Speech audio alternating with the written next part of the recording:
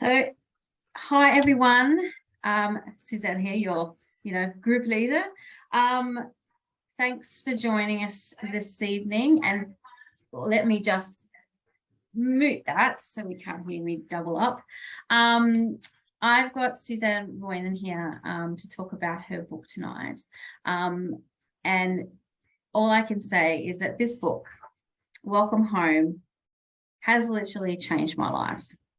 I would not be where I am sitting right now if it wasn't for this. So welcome, Suzanne. Thank you for joining me. Thank you very much for writing this and giving me the silent nudge or the quiet nudge to actually finish reading it. So I'll give a little background. Suzanne and I did our Feng Shui certification together. So we've known each other a few years, and we are, I would say, pretty good friends. We can be quite blunt with each other. She'll often just send me a message, or we need to talk about this, or you've done this. Do you think that's a good idea? And I'm like, yeah, okay, good point. Move on. So she's always full of really, really good advice. And I wanted to bring her on to just share it all with you, because I can say it in my way, but the way Suzanne puts things into complete perspective, it is literally life-changing. So what made you get into interior therapy, Suzanne? Listen, I just want to apologise right now that there's a motorbike going outside. So I'm just getting my window closed by my lovely son-in-law. So what got me into interior therapy? So basically, about 100 years ago, I was married, and we moved into this very cutesy little cottage. And because it's a cute little cottage, I built it with lovely dried flowers and copper kettles and horseshoes, because that's what you do in a cottage, isn't it? You make it look really twee and cutesy and comfortable. And everything started to go spectacularly wrong. My health was shot. I had kind of one miscarriage after another. My relationship was really, really struggling. So I found out about Feng Shui. And I thought, this is the answer. Feng Shui is the answer. And I did all of the stuff that I needed to do, and nothing changed. In fact, probably it got worse. So there I am. By this time, I'm about 27 years old, and I'm divorced, or I'm divorcing. I leave this cottage, take almost nothing with me, literally a bed for my daughter to sleep in, some of my books, some photos, my clothes, some toys. I'm out of there. And everything changed. Everything started going really well. Until I got another house, and I filled that with rubbish as well. And it kind of became this cycle of fill my world with clutter, things go wrong, clear it out, things go right. And when I cleared it out, there were promotions, new relationships, everything was very hunky-dory. So it took me probably about 17 years before I put two and two together. And by this time, my friends and my work colleagues are asking me to help them. And so this sort of getting on now, 30 years of experience that I have in doing this stuff, came together to create the book. I trained then also as a life coach, so that I could understand more of the psychology of why people do things and what happens, and the process for supporting people through coaching. So gradually it all came together into interior therapy. And then along with you, obviously, I changed my Feng Shui modality, because I was trained in Western Feng Shui, what we call black hat. And again, that worked fine as far as it went, but once you move into an apartment, it doesn't work. But nobody tells you that until you're in there trying to make it happen. So I then retrained, having got my coaching qualifications, I then trained in Flying Stars Feng Shui, and now that's what I use. So although in the book we have Western Feng Shui, because it's very easy, it's a catch-all, it's kind of it's your off the peg feng shui, one size fits all. Whereas obviously what we do with flying stars is much more bespoke. It's fine-tuned to the home and to the land and the individuals living there. So it's very, very powerful. And that's what I use with my clients now. So when I was reading your book, so I guess I'll explain why this was the catalyst for changing my life. I was doing all the things. I was doing my certification. I'm very good at decluttering, very good at getting rid of everything. But, you know, I was going through a pretty crappy divorce, and it was a pretty horrible situation. And the stress levels were getting up there, and I finally settled everything. And things still weren't moving for me in the way I wanted them to. And you gave me the silent nudge, or just a quiet nudge, just to, have you read my book? Have you read it again? And I had read 3 chapters. So I had a small insight to it. And I thought, okay, I'll get stuck in. So on my Kindle, I've got it downloaded. I'm in bed on a Sunday morning. And at that point, I couldn't put it down because I was hooked. Everything started really making sense. So like with everything, like whether you work with me now or in 5 years, it's always about timing. When the time is right, you'll learn the lesson. Like this is how everything in life works. And I'm sitting there and reading, and there was a chapter on one of your clients who didn't like being in her bedroom. She hated being in her bedroom. Beautiful room, but didn't like sleeping in there, and was sleeping in her spare bedroom. And she didn't know why. She couldn't work out why. And it wasn't until you put her clothes away that she realized it was the chest of drawers with the dresser that was the trigger for her, because that's where her ex-husband used to lean against and yell at her. And it was that absolute moment that I had this like bang, or lightning bolt, not a light bulb, a lightning bolt go off in my head as I'm sitting in this bedroom that I had painted. I had bought a new bed after advice from you, bought a new bed, bought new bedroom furniture. But I'm sitting in this house and looking at the wardrobe that I built myself because my ex-husband refused to help me. And as I was trying to stand up, which was screaming at me and abusing me and saying all the horrible things in the world. And then I looked around going, I can't bring another male energy into this house. I'm not going to find someone while I'm living in here where the memories of him are so prevalent and the abuse that I suffered. And I literally put the book down. I think I messaged you going, oh my God, I'm going to sell my house. And you're going, hang on, what? What down there? Slow down. Take a breath. And the next day I came into this building to do an inspection because I was just going to move out and rent the house. I came in here and did an inspection, and then I'm like, hang on, I'm not going to be able to afford that. And then if I've still got the house, there's still an emotional connection to him.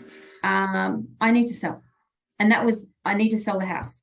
So that afternoon, I spoke to the real estate agent.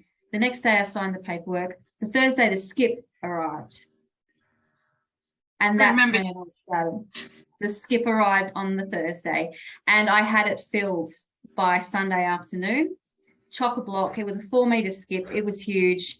And I just finally got rid of all the detritus from my life and previous partners. Like I still found things from previous partners that, like, while I was going through stuff, like 10 years before. They get hidden away in things. I mean, you know, you've maybe had a card and you happen to have a book next to the bed and you stick the card in the book. Well, the book goes back in the shelf.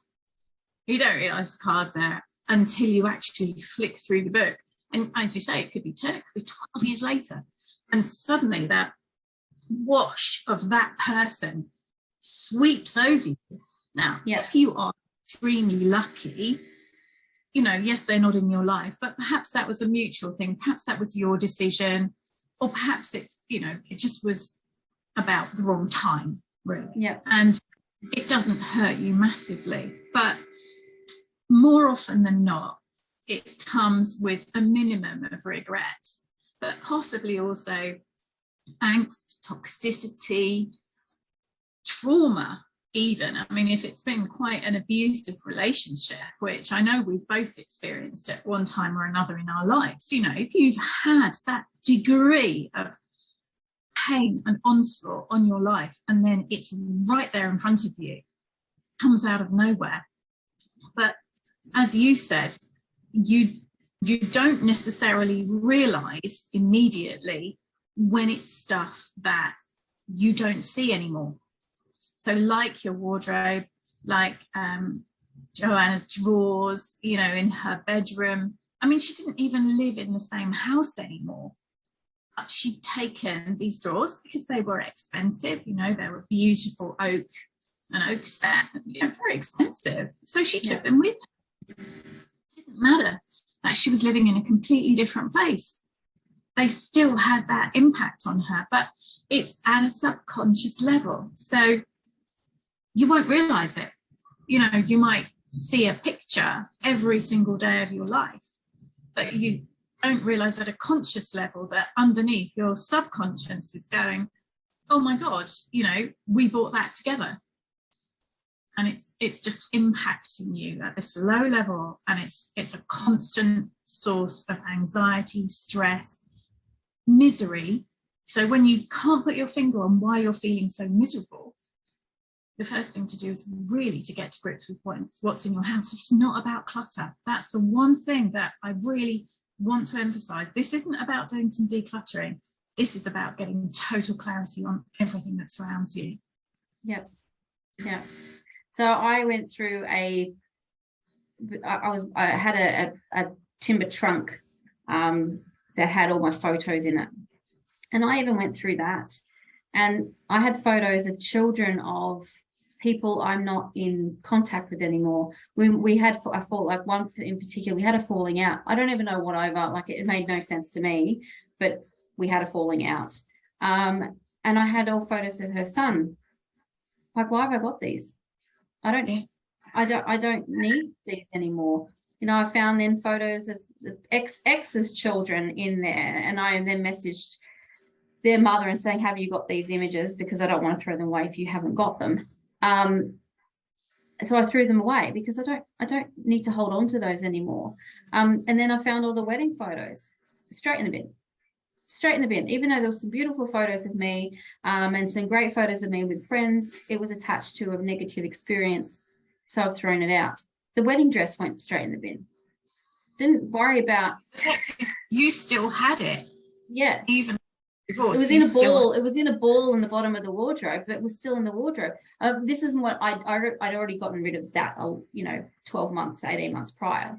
But it just went in the bin. Like, it's like, I don't hold on to things. Like, things don't hold that hold on me anymore. Like, I don't look at things and go, oh, well, such and such gave me that, I have to keep it. I found I had a sideboard with all the good china, and I had 4 cups and saucers that had come from my great grandmother. Beautiful, absolutely beautiful, but I'm not using them. Yeah. So I sold them to someone that is going to use them. We just don't need to keep the stuff. We just don't need it. Right. And if you're not using it, it has no value. It's not serving you. I mean, talking of grandmothers, I've had this little pot in my cupboard for a while, and it's not really great for putting flowers in, although that was what it was designed for. And I was looking at it yesterday and thinking, it was Nana's. She's been gone over 20 years. The pot doesn't really have a home. And I thought, actually, it's quite an abundant little pot. It's got the red for energy, and it's got the green for growth. So I thought, well, instead of, having some poxy little pot for my abundance wealth area in my office. I'm going to bring this one in. So I'm busy filling it up with loose change and really getting it to work with me, as opposed to sitting quietly, winking at me, saying, come on, use me, use me. You don't want to get, I knew I didn't want to lose it. At the same time, everything that we have in our home has to have a purpose. Yeah. We've got to love it. It's got to be really adding value to our lives. And if it doesn't, it's on a pretty sticky wicket, frankly. Yeah. So Nikki's just commented, she finds it so hard to get rid of stuff because she's afraid she'll lose that memory or connection to that person. What do you think? Well, first and foremost, Nikki, your memories are in your head and your heart. So, you can just imagine the energy of that person. You don't even need to see their face, and you'll feel them. But if you're really concerned that your memory is anchored to a particular item, well, take a photograph of it. You don't need to hold it. You just need to catch a glimpse of it from a photograph, and it will spin you back to that person right there and then. What say you, Nikki? So what would be, I guess, what's in your mind, a client that you've dealt with is probably the funniest thing that you've noticed that they've kept that has then manifested into something in their life? Oh my gosh, that's a question and a half, isn't it? Let's just talk about, actually she's also in the book, but she's popped up this morning because she's now really building up her own business as a professional organizer with a special interest in children in nurseries. And when she first came to me about 5 years ago, she was what's known as an international super nanny. She travelled from place to place with her billionaire employers. So she would be in the Maldives, or she'd be in South America, South Africa, wherever. But what she came back to was a single room in a shared house. And in this room, she had everything that, when you're a teenager, you keep everything, don't you? Every ticket stub, every card, everything. She'd got all of this and a piano keyboard that she couldn't play. But she'd also got a bicycle. And so the first time we worked together, we worked around this wretched bicycle, which kept catching us on the leg and so on. But, we sorted her room out, and then she whooshed into this amazing job with an even more rich billionaire and started going first class to places instead of business class, loving her life. She moved to a new apartment. So each time she moves, even now, she brings me in to sort out her apartment, her interior therapy for her. And so this bike is now there, and it's in the hallway, and you have to move the bike to get from the living room to the bathroom. And I'm like, is there nowhere else you can keep this bike? How often do you use it? She said, well, I don't use it. It's got tires. I'm like, okay, yeah. And she said, well, actually, it's not even my bike.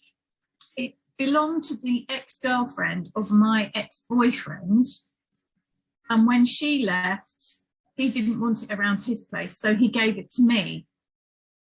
I said, have you ever used this bike? Thinking about all the bruises I'd got last time round. She said, no. Why was she keeping it? He was keeping it because it was a bike and therefore it was valuable. Ah. And one day she might use it.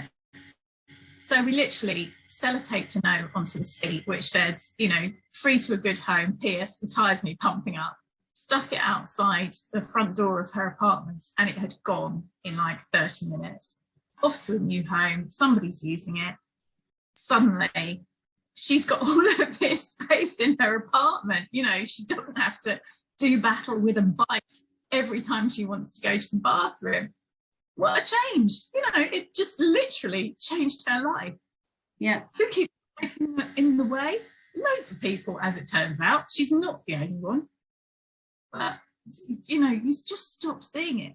I always say people keep things for 5 reasons: habit, fear, guilt, confusion, and spite, which is a really nasty one. But it's habit. We just stop seeing things, and that's when they become often obsolete in our lives. Because if we're not seeing them, we're not using them, we're not appreciating them, they're just there gathering dust. Yeah, that's why I did. I dropped the dogs at the kennel last Thursday and came home and cleaned, because while they're here, I find it very difficult to clean around them because they're continually dropping hair. So I pulled couches out and pulled out things and dusted and did all the things. And I just found, oh, I haven't seen that photo in ages. Like when I moved in, I literally just put them out. I didn't look at them. And I actually picked up every photo that I had, and oh, I love that photo. I haven't seen it in ages, and it was just a nice reminder. And then just move things around. So moving things around, I find, gives it a new lease on life as well, because you start noticing them again. So it pays to do that. It pays to re-stimulate your thinking. Yeah. And you'll then notice if something really isn't supporting you the way you want it to anymore. Well, that's a good segue there, Suzanne, into artwork. And things. Art.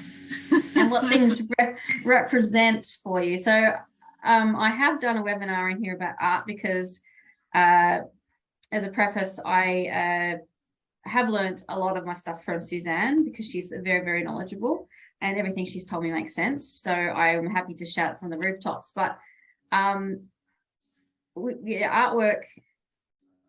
is has become a bit of contention for a lot of people, because I see a lot of different things that others don't now, and it's very interesting when you bring things to people's attention, how their reaction changes. So what is your thought on artwork? So all the art in my house or my place now is very neutral. It hasn't really got it looks pretty, hasn't really got a story, because there's nothing attached to it. I don't want anything really attached to it. And I know a lot of people either gift art or they just buy art for the sake of filling a hole in the wall. So what are your thoughts on that? Well, I think anything that you have in your home has to, I think it was like William Morris said, anything you have should be something that you love and has a purpose. And art can be used with Feng Shui, which obviously is our shared interest. And looking behind you, I see your tree with blossom, and as I recall, you've also got it's Mount Fuji, isn't it, behind you? Yes. So it's effectively, that image is creating strength behind you in the form of the mountain, and it's also creating abundance in the form of the blossom. Now, behind me, and I think is that a metal area as well you've got there? It is it's actually water and earth, sort of. Right, so the mountain is in the water. Yeah. So behind me, as you can see, I have the cranes, more blossom, because blossom represents abundance.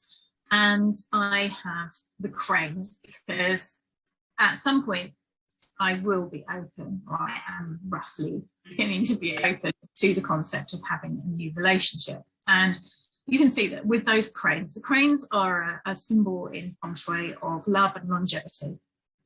And they are flying in the same direction. They've got the same goal, which is really what you would want in a relationship. So that's why those cranes are there, and they happen to be in a metal area, and it's also got some metallics on the picture. So that has purpose. When people buy something just because it matches the colour of their room, or they put it up because they've got it and they don't know where else to put it, when they feel obliged to display something. I was chatting to somebody the other day whose uncle, the uncle is an artist and keeps giving paintings to his brother and nieces and nephews, and they don't like the pictures. they feel obliged to display them because they're gifts. Now, that to me is a very, very bad reason for displaying something you don't like, because obviously when we talk about things triggering you at a subconscious level, if you're walking past something every day that makes you feel miserable or you wish wasn't there, it's not doing you any favors. It's not enhancing your life. It's not enhancing your thinking or your emotional well-being. So essentially with art, my message would be, think about everything. Look at the picture. What is it saying to you? What is it demonstrating, indicating? How does it make you feel? And if you can't justify that picture being there and the way it makes you feel, then don't have it. Even if it means having a bare wall until something better comes into your life, which it will when you make space for it. Yeah. And what about collections of things? Collections of things. Yeah, they do tend to kind of end up driving the people who collect them a bit mad, especially if it's an unwilling collection.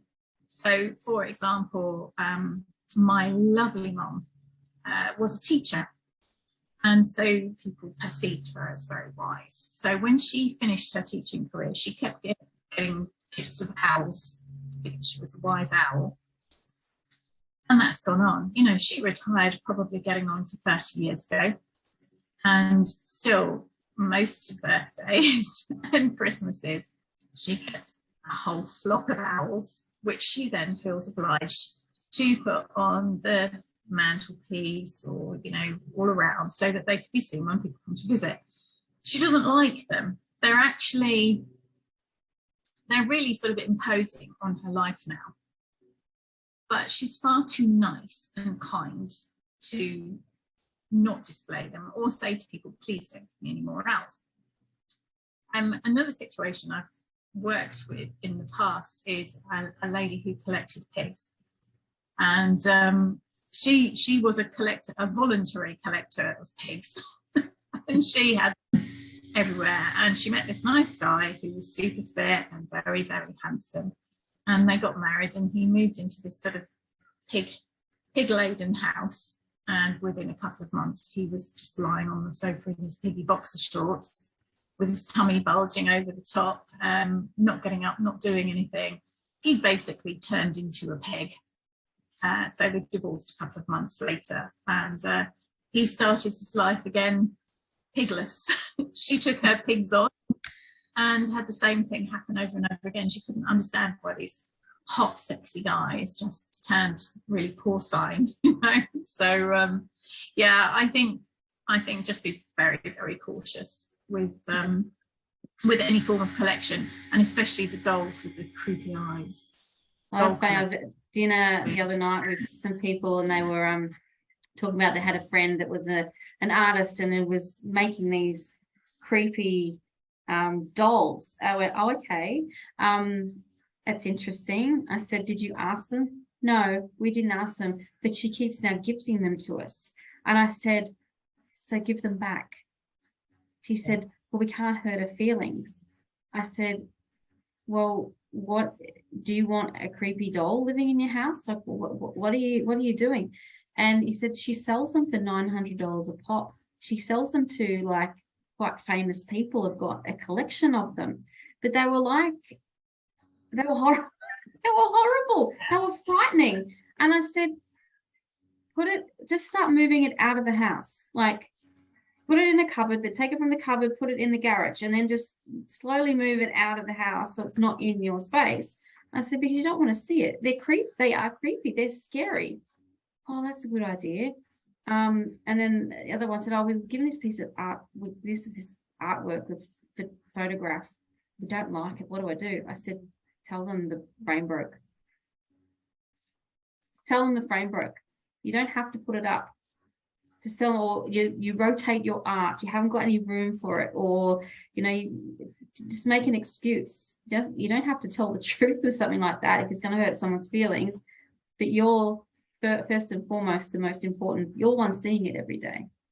So exactly, and you can also use the somebody who was visiting saw it and really admired it. So I couldn't help but gift it to them because they loved it so much. That's a good way of doing things. But yeah, you know, if somebody gives me something I'm not keen on, if it's not something of great value, I'll move it on quickly. If if it was for the sake of argument, a piece of art, I'd really, at the moment it was given to me, say, you know, this is so generous, but it really won't work in my home. And as this is immensely valuable to you, could I please say thank you for the energy of the gift, but return it to you?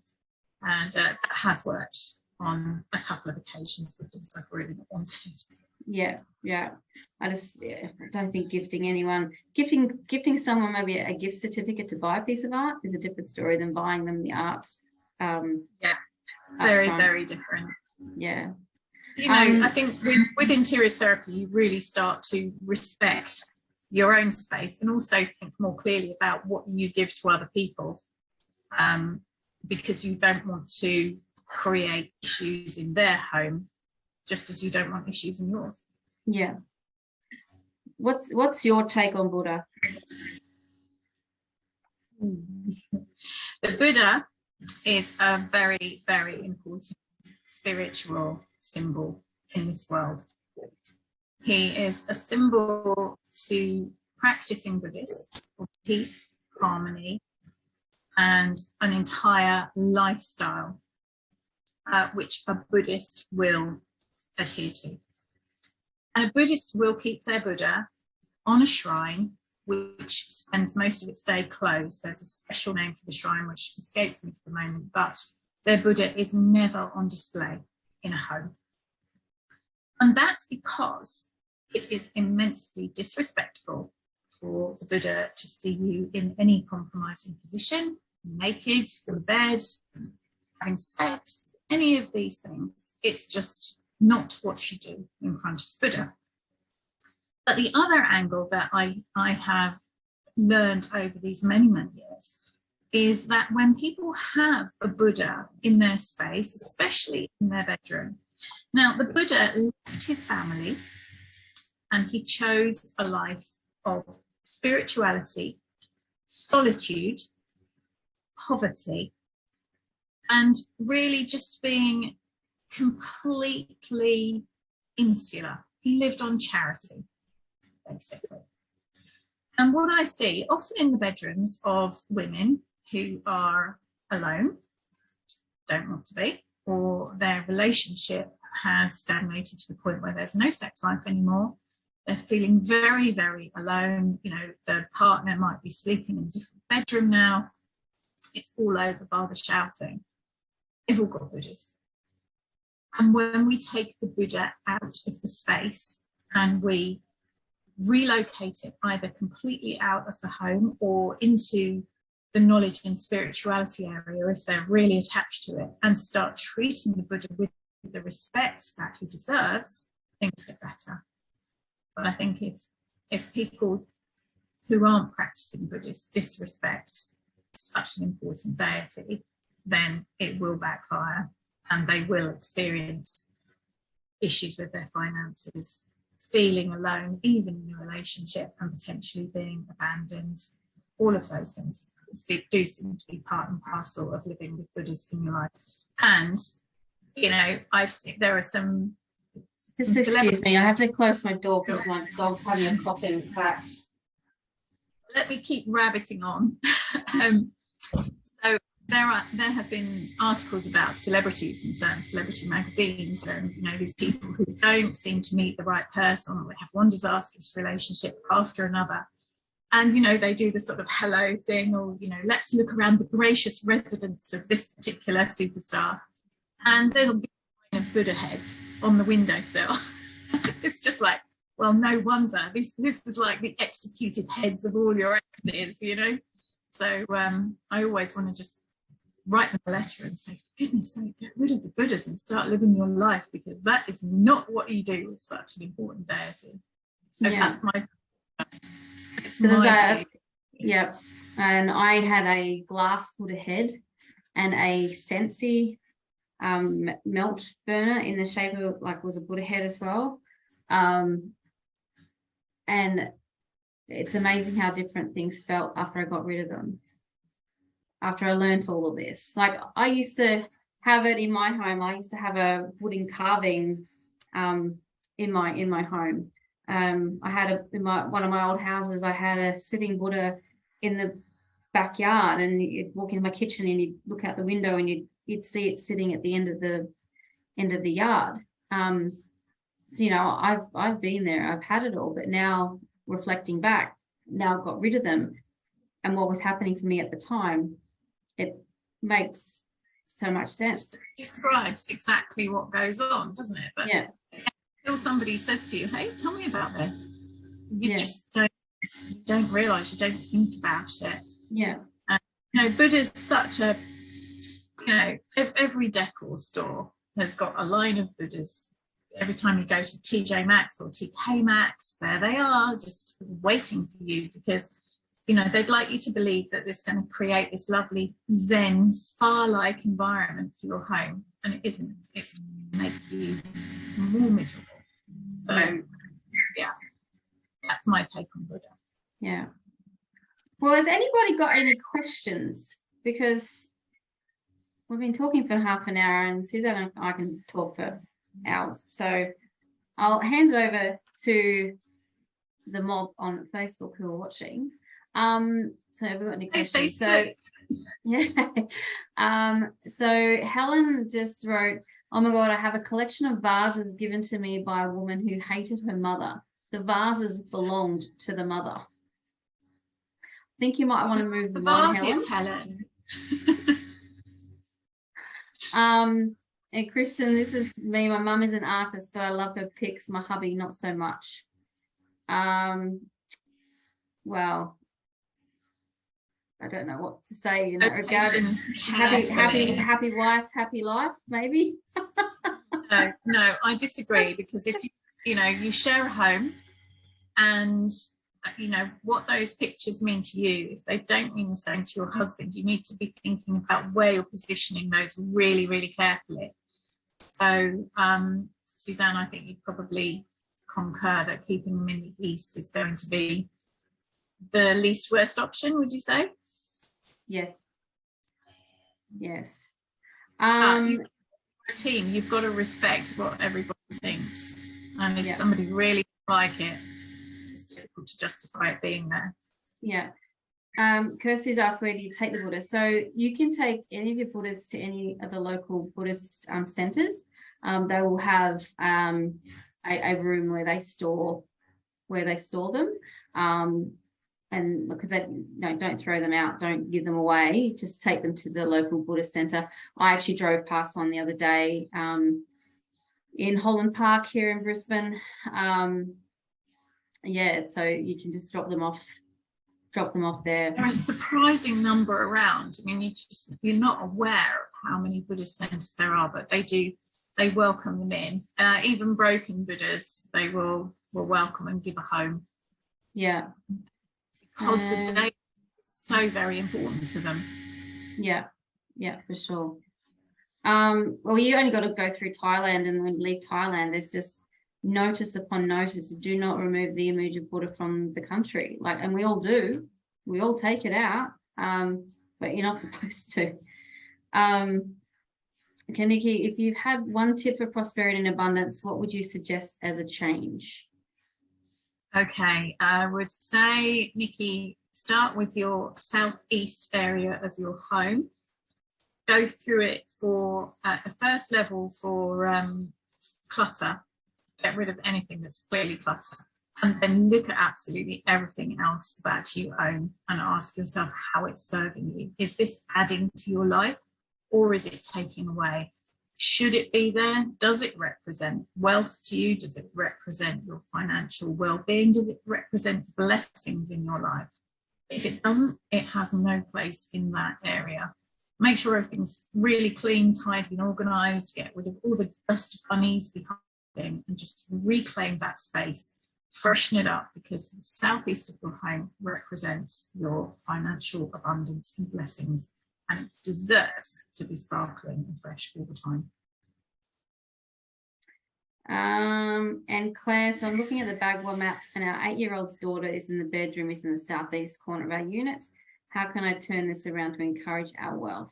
I guess the first question there, Claire, is that southeast, are you from on your compass, or are you looking at southeast from your front door? Where are you getting the southeast? Because that will make a massive difference as to where your southeast actually is.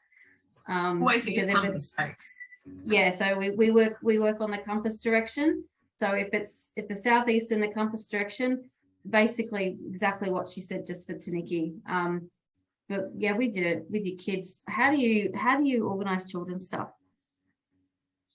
Well, the interesting thing about children's stuff is often it's more the parents who are attached to the stuff than the children. And probably children are given a load of stuff when they're born that they never play with, they're not interested in. But for the parents, it's like, oh my gosh, that's what we had when little Flossie was born. So all of these things end up sitting in Flossie's bedroom, gathering dust, and Flossie doesn't want to play with that because she's got your iPhone or, you know, some blocks or something like that. So be realistic about what the children are actually using. Fine tune it. If you are thinking that you will expand your family and there'll be more children along later, well, anything that Flossie's grown out of, stick in a crate, store it so it stays fresh and new for your next child along.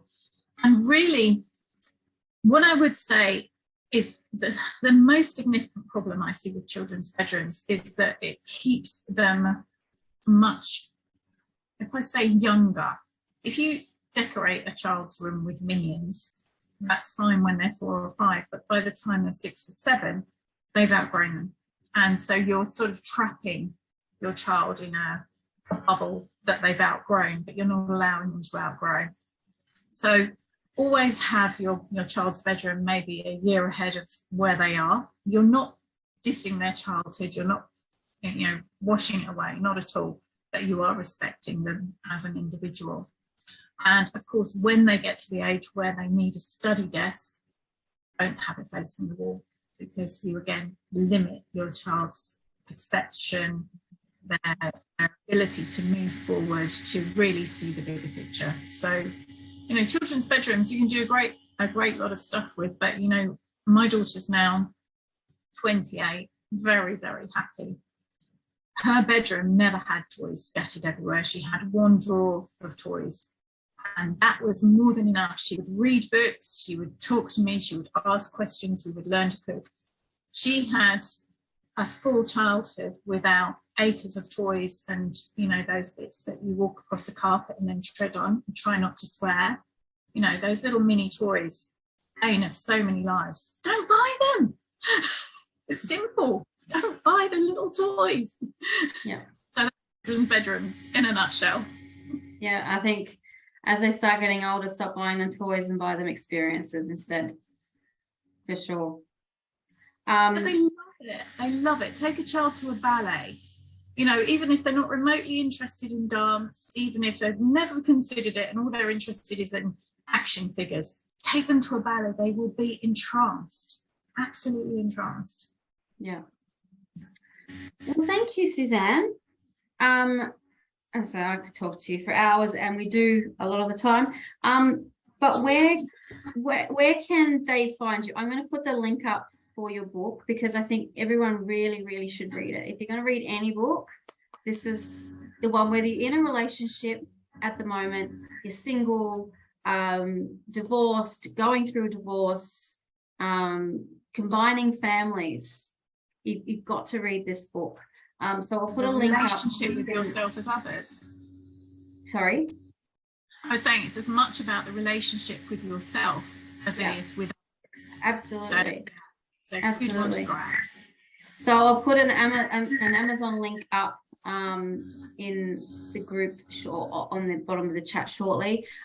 You should get it within 24 hours. I got this within 24 hours, which is awesome. And have you got anything coming up that they can? Yes. So in early September, I'm going to be one of the guests on the Healthy Love show, which is a 3-day extravaganza all about love, loving yourself, loving the people you're with, juicy, happy, healthy, enjoyable love is what it's all about. And Suzanne's going to pop a link into the chat, which is a link for you to register. Now, can I say, register for this thing, even if you're not sure if you want to do it, because there may well be something that really, really floats your boat. I'm going to be speaking, I think, on the first day. I think I'm probably the third or fourth speaker, something like that. We're going to be talking interiors therapy, love, Feng Shui for love. It's all going to be very, very much about enhancing your life, whether you're single, whether you're coupled up, whether things are a bit dicey, or whether you're divorced and you're thinking, maybe it's time, I'm ready to think about moving on. So yeah, Suzanne's going to pop that link to the Healthy Love Show in the chat. So sign up today. And what I am going to talk to the organisers about is doing a little something special for one of those people who signs up as a result of me doing the show. Not quite sure what it's going to be yet, but there will be something nice that comes in the direction of one of those people. So thank you for that in advance. And if you're on the show, do say hello, because I would love to connect with you. Brilliant. We got any final questions before I let Suzanne go? So thank you very much. It's been amazing. I will, tell everyone about your book, because it's so fabulous. Everyone should read it. It needs to be distributed to everyone around the world. So please do either download it or get it through Amazon. I will post the link up in a moment. Don't seem to have any other questions, so I will sign off and say thank you very much. And pleasure. It's been great. So thank you very much for joining me. Thank you for inviting me, Suzanne. Lovely to be with you. My pleasure. I will talk to you soon.